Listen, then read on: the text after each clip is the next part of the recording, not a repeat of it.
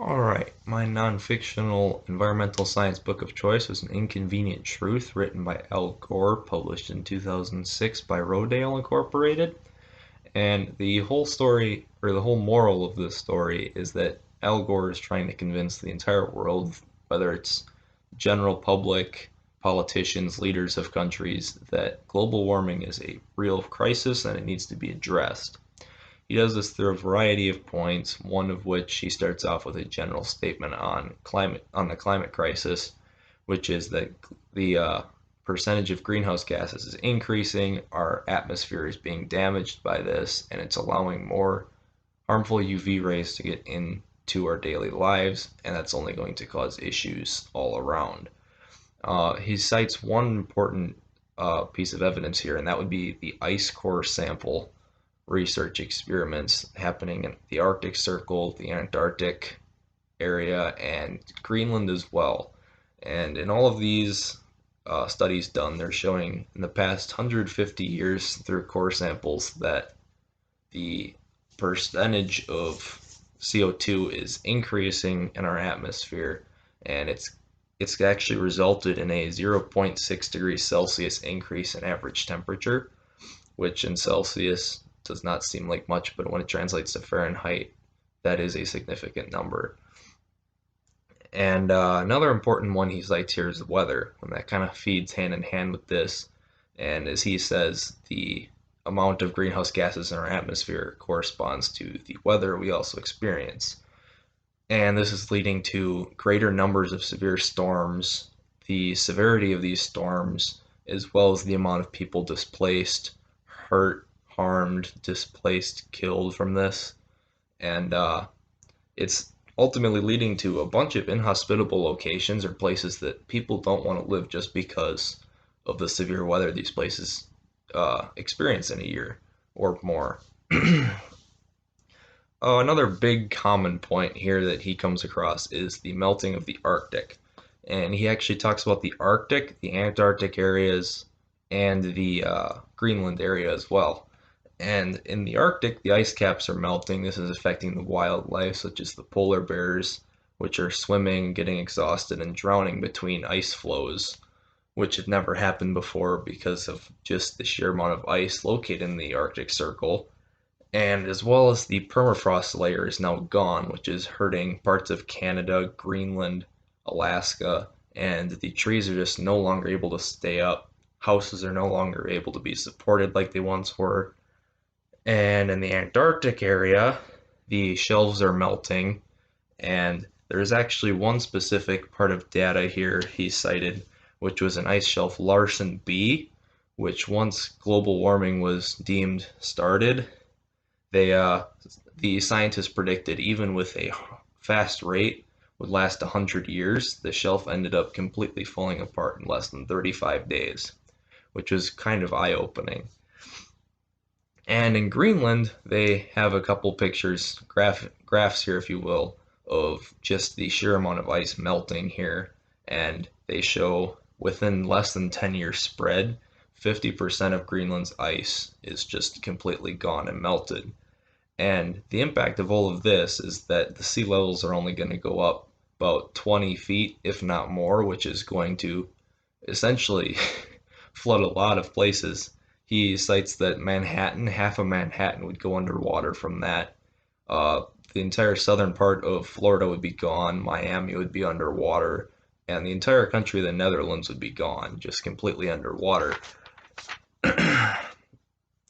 And speaking of that, he cites oceanic changes as well in this, which is another huge part of how we are, especially with how many countries rely on the ocean as a source of income, food, resources, and everything involving that, and how temperatures have increased in the oceans, the currents have changed, and with the combination of pollution, unhealthy practices such as dynamite fishing, and that type of deal, the coral bleaching is a real effect that really has caused a lot of ecosystems to collapse.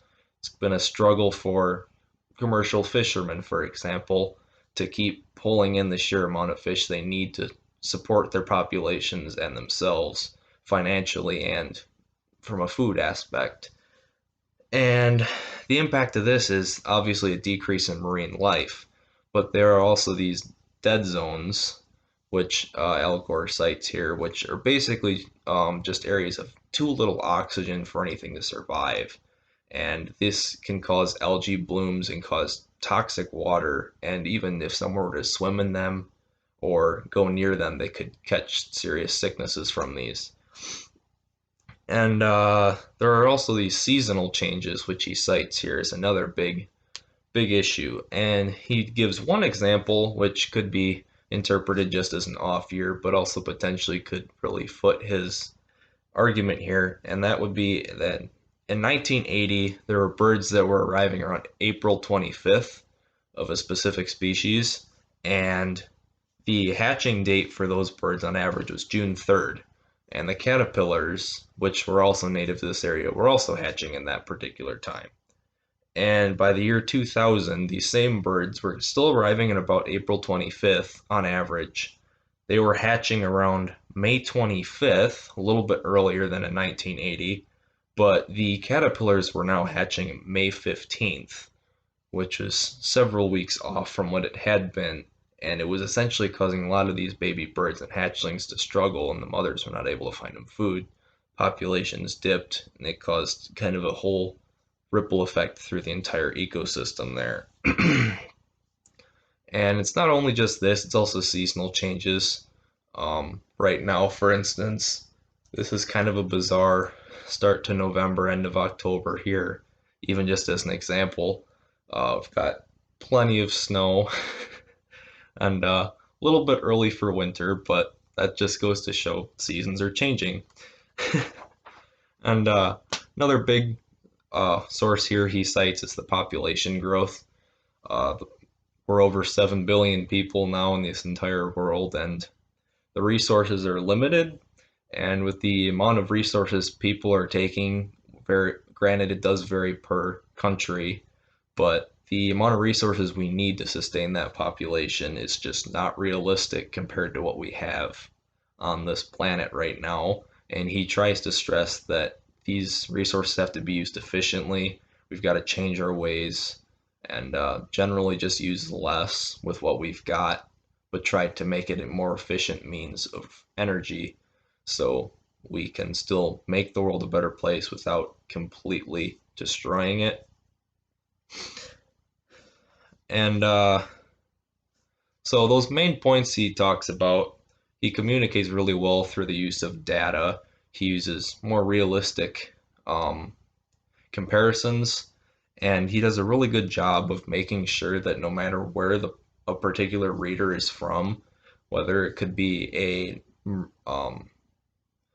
marine-based community somewhere in Southeast Asia that relies on fish for source of income or food, that this can affect them just with a particular point or two. But someone also living in Greenland is definitely going to be able to relate to this just because of the ice melting and the seasonal changes, rising ocean levels, that type of deal.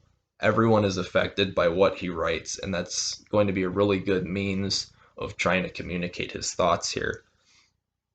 And how he communicates them, I don't want to say he communicates it through fear, but he's able to kind of take an extreme negative effect of a particular outcome here, like a seasonal change or a flood. He's able to take and kind of promote in a negative sense that almost promotes fear, but he was also able to bring it about in a reasonable sense with data supporting it, that it doesn't entirely just scare the reader, but it's enough to kind of shock the reader into saying, wow, this is actually a real thing that needs to be addressed. Otherwise, this is going to potentially affect me. And in that sense, I would definitely recommend reading this book just because it is really eye-opening to a lot of things around the world. I mean, the data is now almost 14 years old, so things have changed, obviously. That's a long period of time, but just the general points he goes over, how he predicts things are going to go, how he introduces new topics, is definitely something worth looking into and studying and being aware of.